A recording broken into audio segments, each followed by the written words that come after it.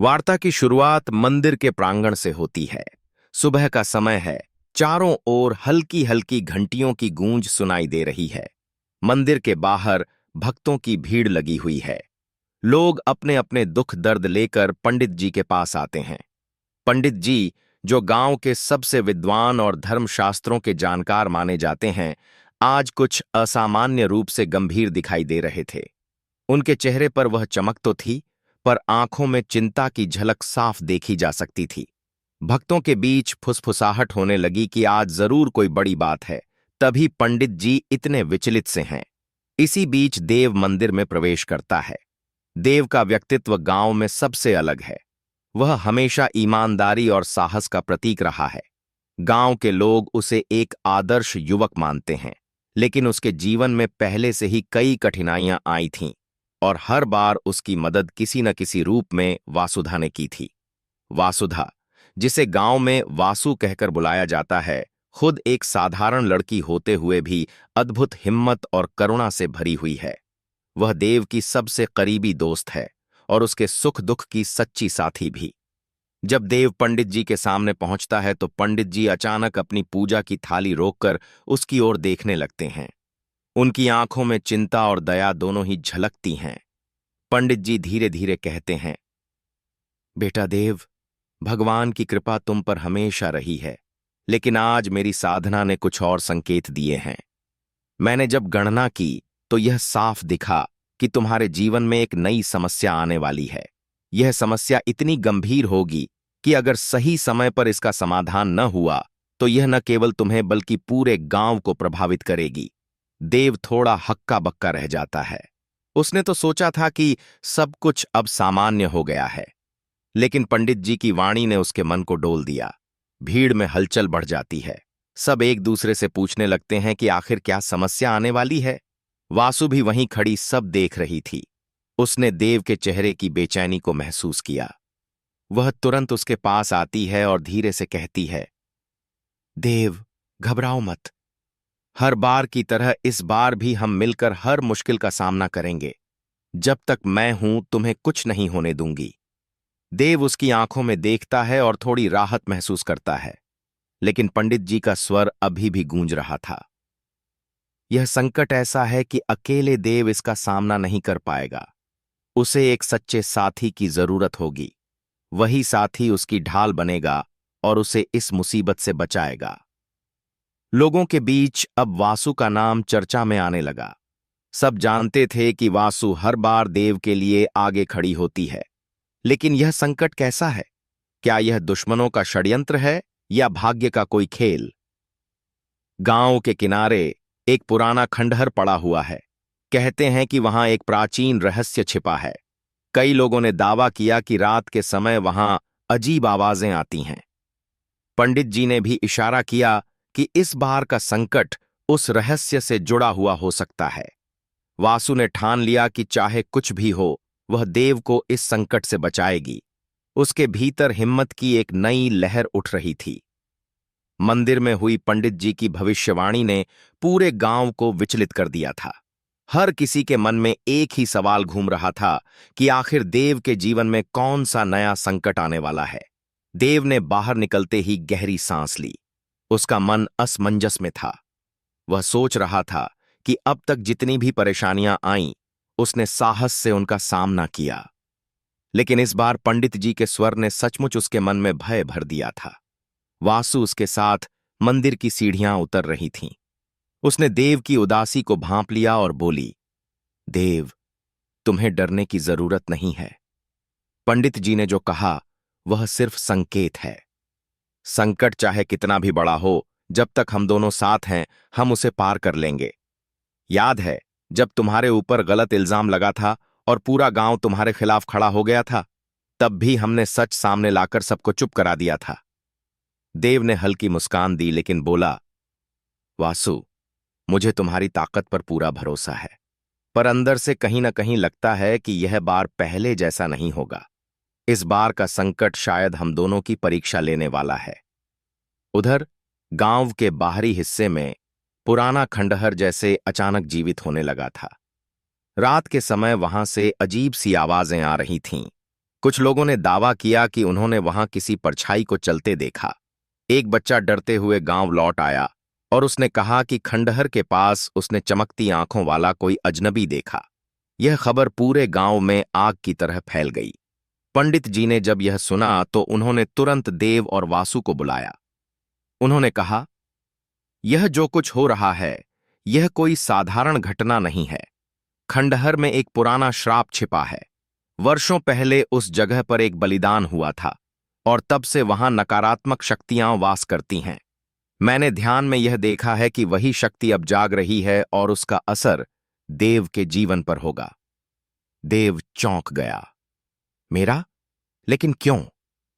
पंडित जी ने गंभीर स्वर में कहा, क्योंकि तुम्हारा वंश उसी घटना से जुड़ा हुआ है। तुम्हारे पूर्वजों ने उस बलिदान को रोकने की कोशिश की थी, लेकिन असफल रहे। तब से यह श्राप तुम्हारे परिवार की पीढ़ियों पर मंडरा रहा है और अब समय आ गया है कि यह श्राप सक्रिय हो। वासु ने तुरंत बीच में कहा, लेकिन अगर श्राप है तो इसका उपाय भी होगा। देव अकेला नहीं है, मैं उसके साथ हूं। चाहे कितनी भी अंधेरी शक्तियां क्यों ना आ जाएं, मैं उसका बचाव करूंगी। पंडित जी ने उसकी ओर देखा और कहा, बेटी वासु, तुम सही कह रही हो। यही वजह है कि मैंने कहा था, देव अकेले इस संकट से नहीं निकल पाएगा। उसे एक सच्चे साथी की ढाल चाहिए और वह साथी तुम हो। तुम्हारे भीतर ऐसी ऊर्जा है जो इस श्राप की नकारात्मक शक्ति को रोक सकती है, लेकिन इसके लिए तुम्हें साहस, बलिदान और दृढ़ता दिखानी होगी। रात का समय आया। गांव में हलचल थी। लोग अपने घरों के दरवाजे बंद कर चुके थे। हवा में अजीब सी ठंडक और डर का साया था। अचानक खंडहर की दिशा से चीख जैसी आवाज आई।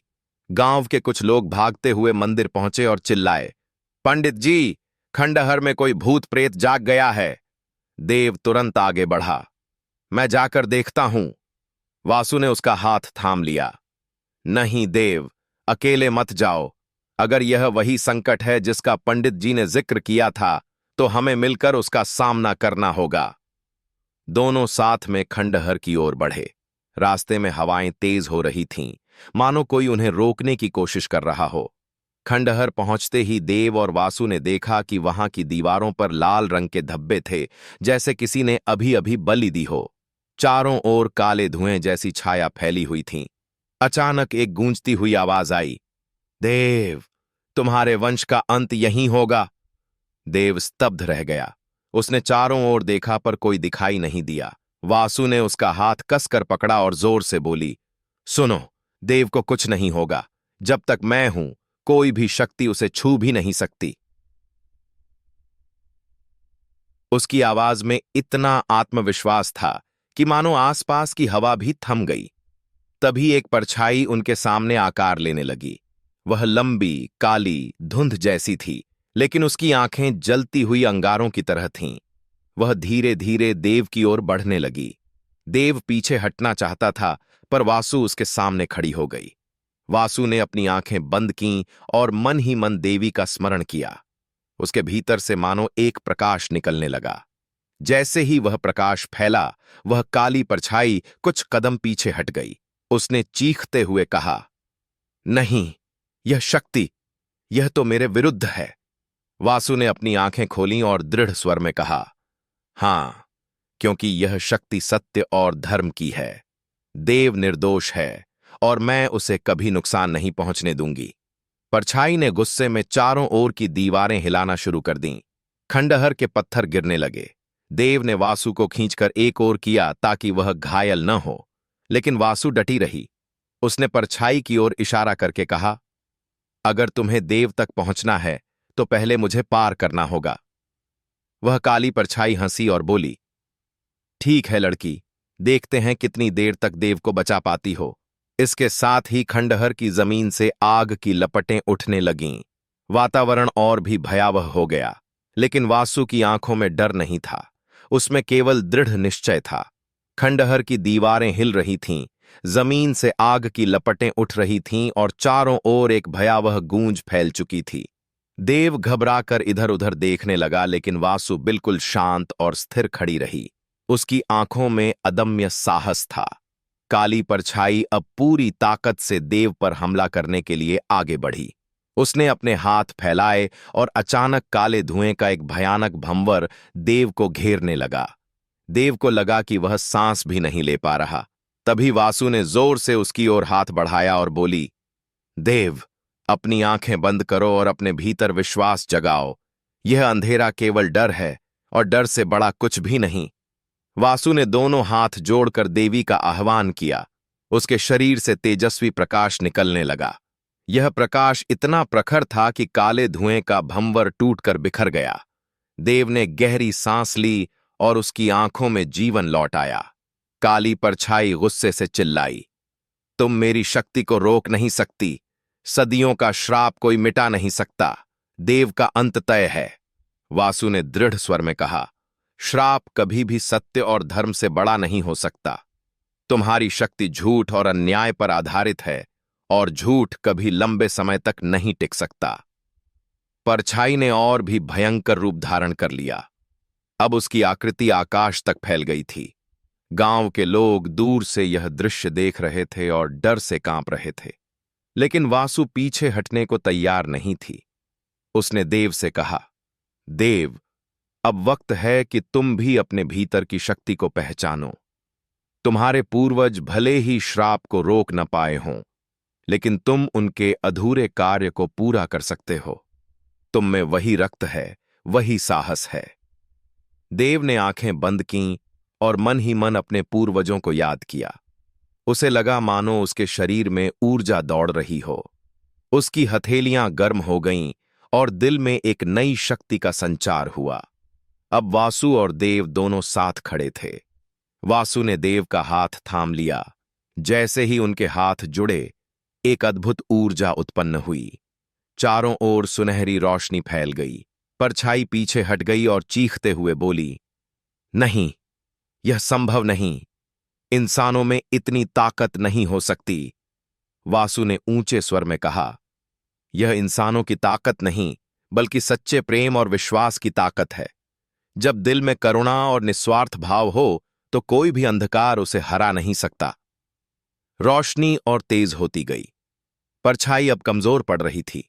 उसने आखिरी कोशिश करते हुए आग की लपटें उठाईं और देव की ओर फेंकीं। लेकिन वासु तुरंत देव के सामने आ खड़ी हुई। लपटें जैसे ही उसके पास पहुंचीं, वे रोशनी में बदलकर गायब हो गईं।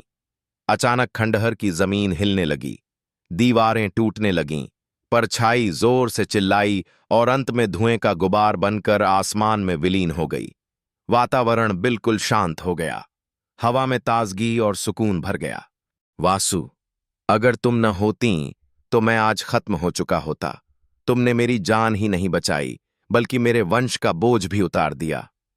वासु मुस्कुराई और बोली, देव, मैंने वही किया जो मेरा कर्तव्य था। सच्चे साथी का मतलब यही होता है, हर परिस्थिति में साथ देना। तुम में शक्ति थी, बस तुम्हें उसकी पहचान दिलानी थी। गांव के लोग भागते हुए वहां आए। उन्होंने देव और वासु को रोशनी में खड़ा देखा और सबके चेहरों पर आश्चर्य और आभार की लकीरें खिंच गईं। एक बुजुर्ग औरत ने कहा, आज अगर हमारा गांव बचा है तो केवल वासु की वजह से। यह लड़की सचमुच देवी का स्वरूप है। पंडित जी भी वहां पहुंच गए। उन्होंने दोनों को आशीर्वाद दिया और बोले, आज जो हुआ वह केवल शक्ति का नहीं बल्कि विश्वास का चमत्कार था। वासु, तुमने साबित कर दिया कि इंसान का साहस और निस्वार्थ भाव किसी भी श्राप से बड़ा होता है। और देव, तुमने दिखाया कि अगर इंसान अपने पूर्वजों के अधूरे कार्य को आगे बढ़ाए तो कोई भी संकट टिक नहीं सकता। गांव के लोग देव और वासु के सम्मान में दीपक जलाने लगे। पूरा गांव खुशी और शांति से भर गया। खंडहर, जो अब तक भय का प्रतीक था, अब शांत पड़ा था। वहां से नकारात्मक ऊर्जा हमेशा के लिए समाप्त हो चुकी थी।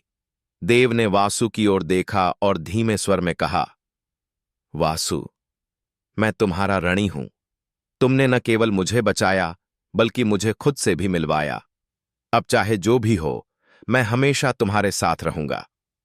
वासु ने हल्की हंसी के साथ कहा, मुझे किसी वादे की जरूरत नहीं देव। तुम्हारा साथ ही मेरे लिए सबसे बड़ी जीत है। आसमान में चांद की रोशनी और भी चमक उठी। रात गहरी थी, लेकिन अब उसमें डर नहीं, बल्कि सुकून था। इस तरह कहानी का क्लाइमैक्स पूरा होता है।